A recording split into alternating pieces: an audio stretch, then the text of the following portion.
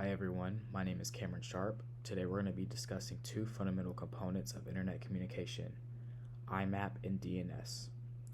We'll not only explore what they are, but also discuss some essential hardening recommendations to ensure their security and efficiency.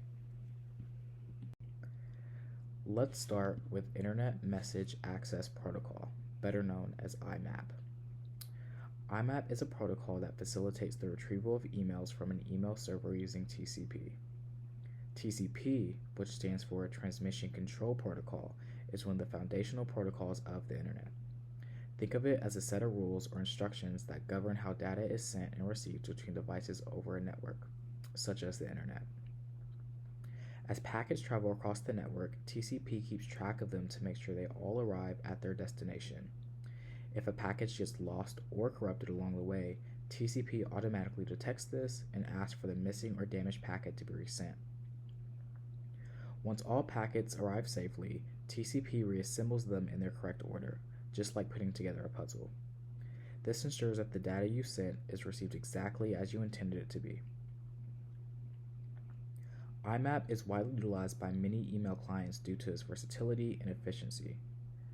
IMAP servers typically use port 143, but for added security, there's IMAPS, standing for Internet Message Access Protocol Secure, which operates on port 993. One of the significant advantages of IMAP is its capability to handle the retrieval of emails from multiple clients simultaneously. This also maintains the state of emails, tracking actions like replies or deletions. While still on the topic of IMAP, I'd like to mention Dovecot. Dovecot is an open source IMAP and POP3 email server that is widely used in the industry, particularly on Linux systems. We'll be configuring this in our Ubuntu server this semester, by the way. It's known for its reliability, performance, and security features, making it a popular choice for both small-scale setups and large-scale deployments. Some features and capabilities of Dovecot include efficient email storage, protocol support, authentication mechanisms, and security enhancements. Dovecot efficiently manages email storage, ensuring fast access to messages while consuming minimal system resources. It supports various storage formats, including Maildir and Inbox, allowing users to choose the most suitable option for their needs. Dovecot supports both IMAP, Internet Message Access Protocol, and POP3, Post Office Protocol version 3, providing flexibility for users and clients. IMAP is preferred for its advanced features such as server-side searching and filtering, while POP3 is suitable for simple email retrieval. Dovecot offers robust authentication mechanisms including plaintext, encryption passwords, and mechanisms like CRAM MD5 and SCRAM SHA-256 for secure authentication over untrusted networks. Dovecot prioritizes security and implements various features to protect email data and communication. It supports SSL/TLS encryption for secure communication between email clients and the server, preventing eavesdropping and data interception. Below are my IMAP hardening recommendations. It's crucial to open port 993, allowing IMAP's SSL certificate in the Dovecot configuration file. Just make sure to set the mail location to the proper destination.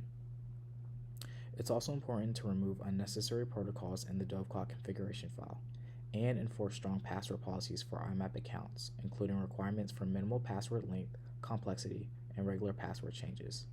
It's super important to encourage users to use unique, complex passwords to enhance security. Beyond its primary functions, IMAP offers users advanced features such as server-side searching and filtering, making email management more efficient and organized. These capabilities contribute to the widespread adoption among both individual users and enterprises. Moreover, in recent years, IMAP has evolved to support modern email standards like MIME, meaning Multi-Purpose Internet Mail Extension, and IMAP IDLE, enabling real-time notifications. This real-time functionality enhances user experience by ensuring prompt delivery of important messages. Additionally, the security features of IMAPs are crucial in today's cybersecurity landscape. By encrypting email communications using SSL TLS certificates on ports 993, IMAP prevents eavesdropping and protects sensitive information from unauthorized access. This encryption is especially crucial for business handling confidential data and communications. I'd now like to talk about DNS, or Domain Name System. DNS is a distributed naming system for computers, services, or any resource connected to the internet or private network.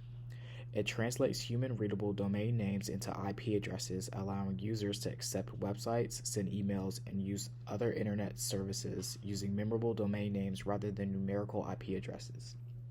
The process is shown below.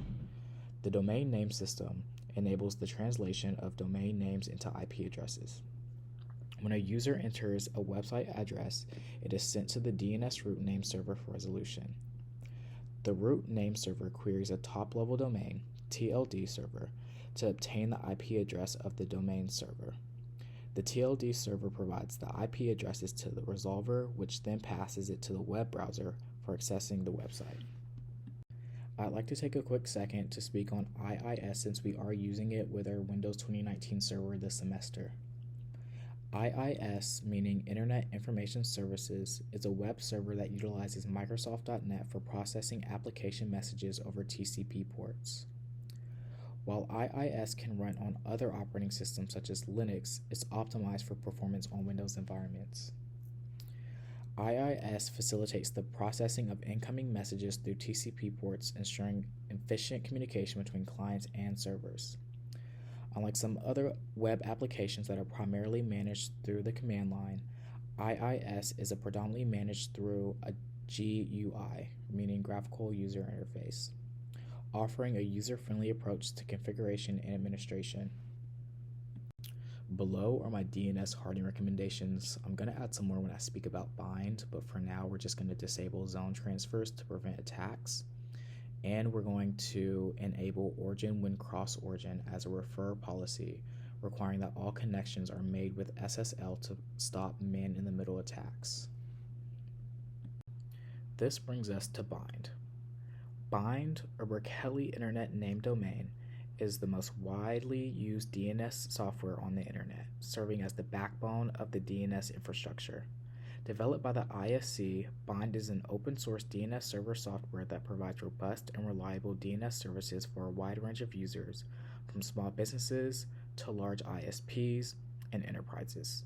ISPs meaning Internet Service Providers. Bind serves as a DNS server, facilitating the resolution of domain names to IP addresses. Within Bind, a name server is responsible for responding to DNS requests from clients. The name server in Bind can be configured to two primary modes, caching only and authoritative only. A caching-only name server is suitable for internal network use where it caches DNS records to improve response times for subsequent requests from clients. On the other hand, an authoritative-only name server is intended for external clients, providing authoritative responses for specific domains that it's responsible for. I'd also like to take a quick second to speak on some of the key features of Bind, which include zone management, security, and scalability. Bind supports the management of DNS zones, allowing administrators to create, edit, and delete DNS records for their domains. It provides tools for zone file management and configuration, making it easy to maintain DNS configurations. Bind includes features to enhance DNS security, such as DNS SEC, support for signing and validating DNS records, TSIG for securing zone transfers, and ALCs for controlling access to DNS services. Those abbreviated names mean Domain Name System Security Extensions, transaction signatures, and access control lists, by the way. Bind is also designed to handle high volumes of DNS traffic efficiently, making it suitable for large-scale deployments. It supports features like DNS caching, load balancing, and zone partitioning to distribute DNS workload and improve performance. For securing DNS, several measures can be taken. Running Bind as a dedicated DNS server reduces risks such as resource overconsumption and vulnerability exploits. Additionally, avoid running Bind as a root or admin minimizes potential damage in the case of a breach. Moreover, in the named configuration file, hiding the bind version prevents attackers from exploiting known vulnerabilities. While DNS primarily translates domain names to IP addresses, it also supports other essential functions such as reverse DNS lookup, which associates IP addresses with domain names. This function is vital for various internet services, including email servers and web hostings. Furthermore, DNS serves as a crucial component in the implementation of content delivery networks, CDNs. CDNs leverage DNS to route user requests to the nearest server, reducing latency and improving website performance. This optimization enhances the overall browsing experience for users worldwide. In terms of security, DNSSEC plays a crucial part in mitigating DNS-related attacks such as DNS spoofing and cache poisoning. By digitally signing DNS records, DNSSEC ensures the integrity and authenticity of DNS data, thereby enhancing trust and the reliability of the DNS infrastructure. In conclusion, IMAP and DNS play crucial roles in internet communication. Understanding their functionalities and implementing proper hardening measures is essential for ensuring security and reliability. By following recommended practices and staying vigilant against potential threats, we can safeguard our system and data in the ever-evolving digital landscape. Thank you guys for watching my presentation. Goodbye.